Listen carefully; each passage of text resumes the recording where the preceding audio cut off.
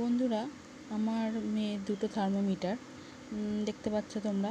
একটা থার্মোমিটার হচ্ছে oval thermometer, আর আরেকটা হচ্ছে ডিজিটাল থার্মোমিটার। দাঁড়াও বন্ধুরা, দুটো থার্মোমিটার আমার মেয়ে দেখতে পাচ্ছ, ওভাল একটা ডিজিটাল থার্মোমিটার। খুলে দেখাচ্ছি তোমাদের সাথে। এটা ওভাল থার্মোমিটার মেয়ের, আর এটা ডিজিটাল থার্মোমিটার।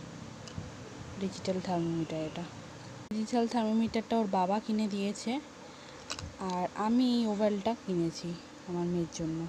দাঁড়াও ভালো করে দেখাচ্ছি বন্ধুরা, বুঝতে পারছো না হয়তো।